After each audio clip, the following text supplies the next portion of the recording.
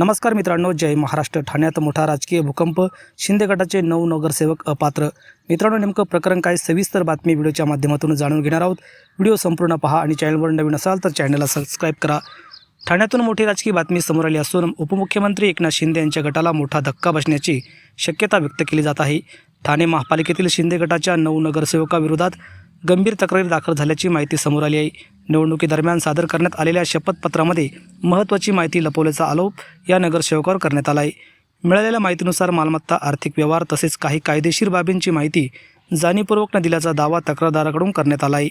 या तक्रारीनंतर निवडणूक आयोगाने संबंधित कागदपत्राची प्राथमिक तपासणी करून सुरू केल्याची चर्चा राजकीय वर्तुळात रंगली आहे। आरोप सिद्ध झाल्यास संबंधित नगरसेवकांचे सदस्यत्व धोक्यात येऊ शकते अशी शक्यता वर्तवली जात आहे। विशेष म्हणजे हे सर्व नगरसेवक शिंदे यांचे कट्टर समर्थक मानले जातात।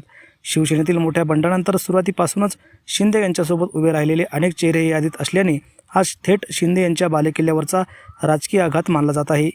दरम्यान ठाणे परिसरात भारतीय जनता पार्टी आणि शिंदे गटामधील अंतर्गत संघर्ष मागील काही महिन्यापासून वाढत असल्याची चर्चा सुरू आहे। स्थानिक पातळीवर मतभेद, जागावाटपांचे वाद आणि संघटनात्मक संघर्ष यामुळे दोन्ही गटातील तणाव उघडपणे समोर येत असल्याचे राजकीय विश्लेषकांचे मत आहे। भाजप स्वतःची ताकद वाढवण्यासाठी शिंदे गटावरील अवलंबित्व कमी करण्याच्या तयारीत असल्याची चर्चा रंगत आहे।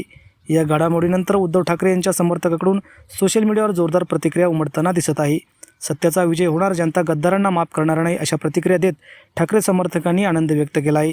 आता या प्रकरणात निवडणूक आयोग पुढे काय निर्णय घेतो, संबंधित नगरसेवकावर कारवाई होते का आणि त्यांचा ठाणे तसेच त्यांच्या राज्याच्या राजकारणावर काय परिणाम होतो याकडे सर्वांचे लक्ष लागले आहे। तर मित्रांनो, यावर तुम्हाला काय वाटतं? तुमच्या प्रतिक्रिया कमेंट बॉक्समध्ये नक्की व्यक्त करा। धन्यवाद। जय महाराष्ट्र।